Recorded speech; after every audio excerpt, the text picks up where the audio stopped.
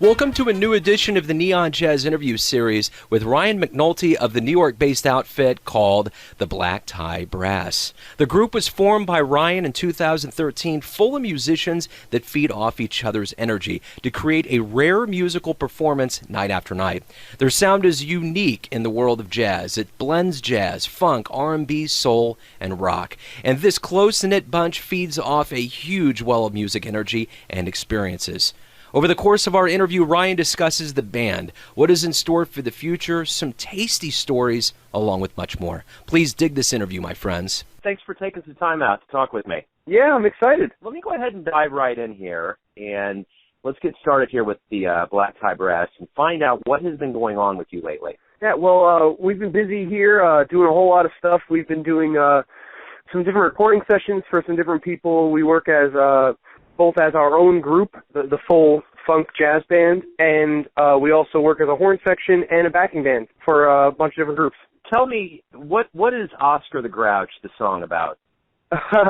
So actually, I wrote most of the songs on the album except for Butterfly and the Chicken. But Oscar the Grouch, I was listening to the Philadelphia Experiment. They put out an album, and one of their big tunes on it was Grover. So I was listening to that a lot, and then, this melody just came to me, and I was so inspired by Grover that I just kept going with the Sesame Street idea. Decided to call it Oscar the Grouch. It's not technically about Sesame Street, but I guess it could be. It's a dirty kind of tune. It's got that real grit groove to it. It works. It's interesting. I have a whole new perspective on Oscar the Grouch and Sesame Street.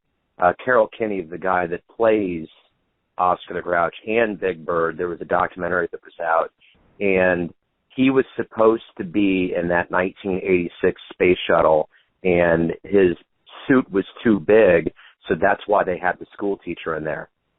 Oh, wow.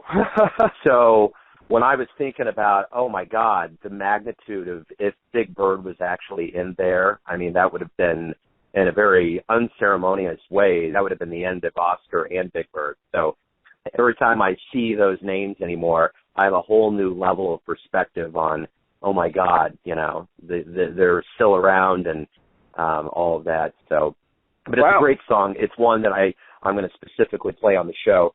So let me go back to the beginnings of the band, 2013. How did everything begin? How did you all come together? What was kind of the big bang that happened?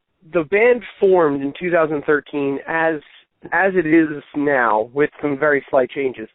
But really, we've all known each other and played in groups since 2008.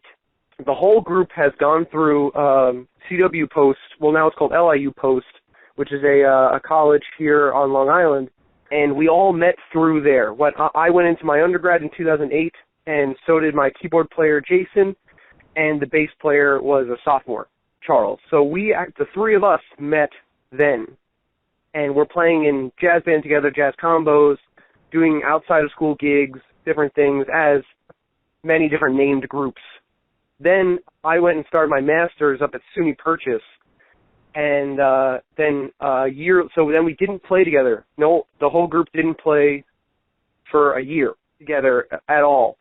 And then in 2013, we got together to do a private event at a restaurant here on Long Island, and we hadn't played for a year, so this is the first time. We didn't have a rehearsal. We just met up. We were going to play some standards. We were just going to have some fun, and it was so different. There was something more there. There was, everyone was playing on a whole new level. There was so much good stuff happening that we looked at each other and said, we have to make this a thing. We have to pursue this. It started as us just playing standards, playing, There Will Never Be Another You, All the Things You Are, those, things out of the rule book.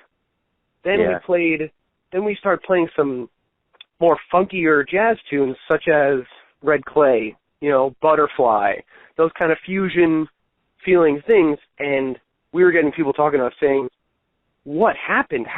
This is fantastic. People coming up to us as we're playing, asking us about it. So we really knew then we had hit on something that was, people didn't know jazz could sound like this. Then in 2013 we started playing more gigs, we did a very small recording session, just putting out some demos on SoundCloud, and it took off from there. You know, we started playing more in Manhattan. You know, this past year, I think we've played, I don't even know, maybe 50 gigs. It's really exploded in this past year. So it's really been a crazy ride, and it's only been not very long that we've been together. So I'm going to get back to the band, but I want to kind of talk about you as the brain trust in this band. Were you born and raised up there in New York and Long Island? Yeah, I was. I was born on Long Island, raised in New York here, and you know, actually the whole band is actually born and raised on Long Island in New York. Being that close to such a massive cauldron of jazz, did you grow up seeing jazz musicians? What was the influence of New York on your music brain? You know, you see music all the time. You're surrounded by so much music. It's crazy. I remember seeing Carl Denson when I was 15, and I went to B.B. King's, and, you know, through some family relation, I'm somehow related to Carl, and we went, and it was incredible. You know, you're able to go into Manhattan. It's a half-hour train ride. Some of my earliest memories with my father, and I'm sure the other guys in the band have this too, was going into Manhattan and seeing a show, seeing Broadway shows, seeing, you know, live jazz, going to, you know, the Blue Note.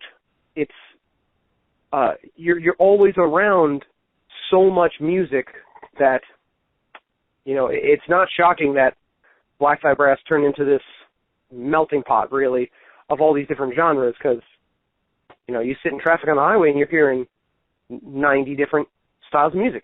You know, it's just all around you. So how key has it been that each of the band members has this kind of diverse palette of musical tastes?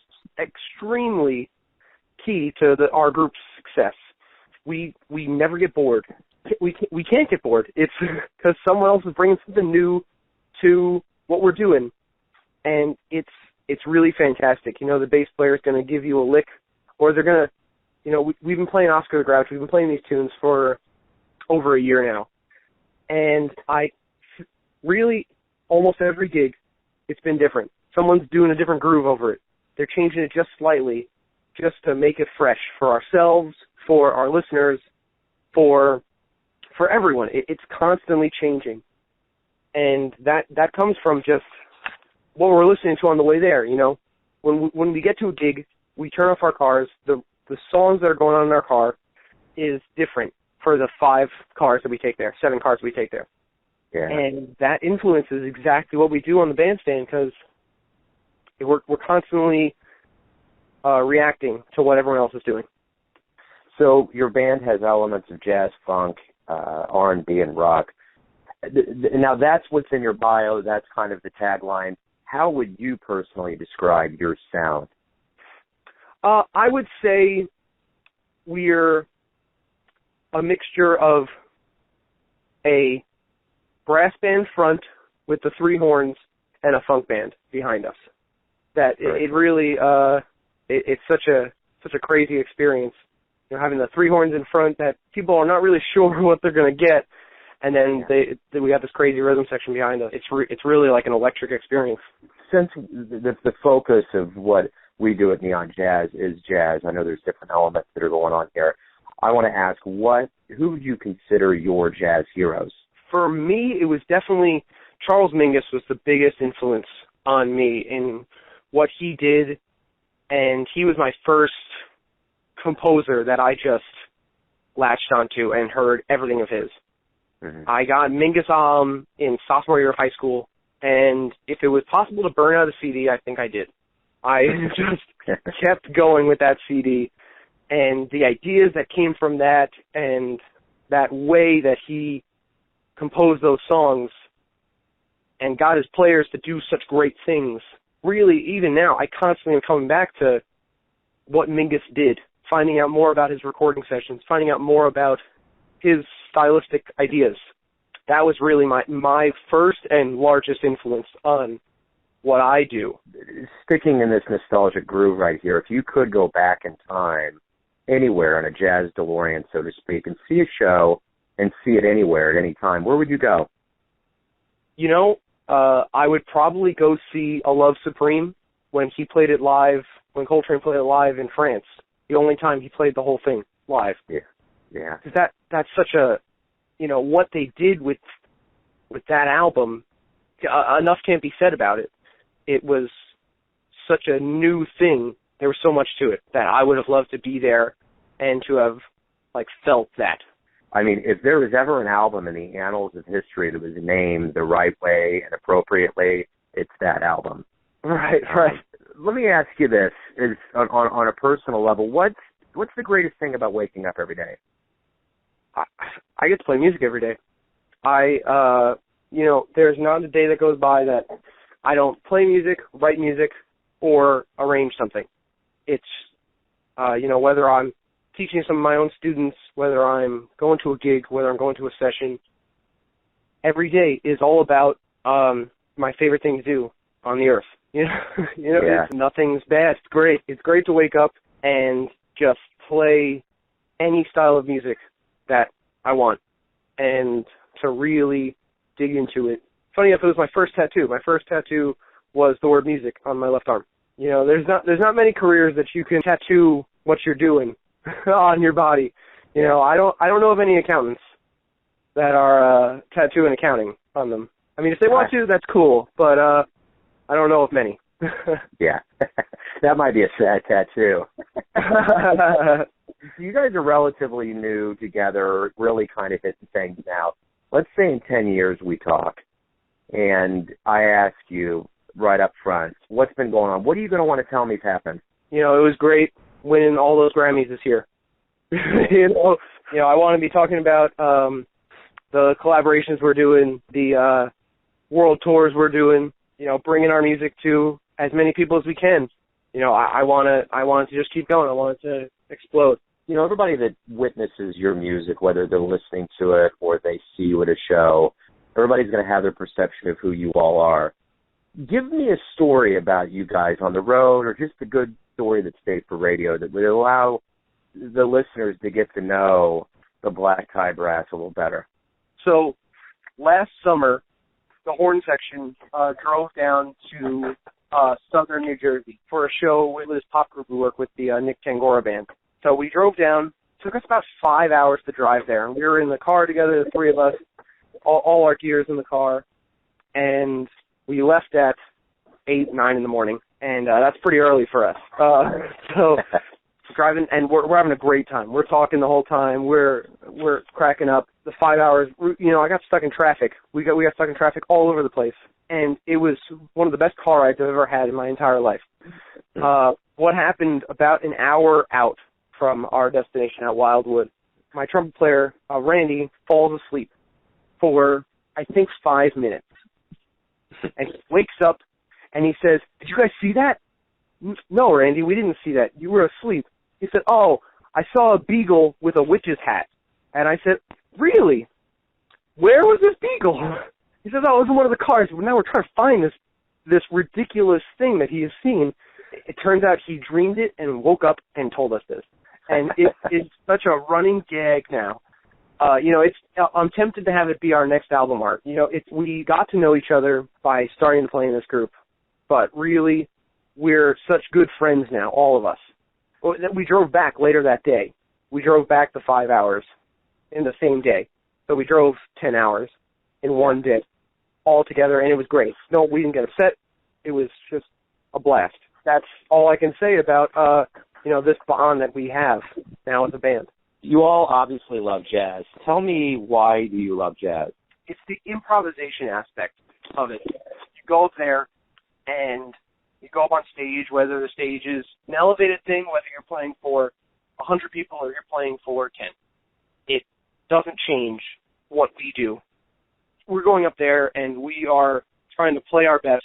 We are trying to, really say something with our solos. I have this theory that if you're truly improvising, you can't lie. If you're really saying what you're feeling, you can't lie. You can put on a mask. I think you can, act. But if you're truly, to your core, improvising the way that you are, it's impossible to be dishonest. I think bearing that in front of an audience and playing as raw as you can and as true is such a cathartic experience. Sometimes it's euphoric. It's the reason why we do exactly what we do. That's a great answer. And I think that's a real powerful way to kind of exit. Man, good luck. Hopefully everything just keeps getting better and better. Yes, thank you very much. Thanks for this opportunity. Thanks for listening and tuning in to yet another Neon Jazz interview, where we give you a bit of insight into the finest players in New York, Kansas City, and spots all over the globe, giving fans all that jazz. And thanks to Ryan for his time and jazz charms. If you want to hear more interviews, go to Famous Interviews with Joe Domino on the iTunes Store, or visit theneonjazz.blogspot.com for all things Neon Jazz. Until next time, enjoy the music, my friends.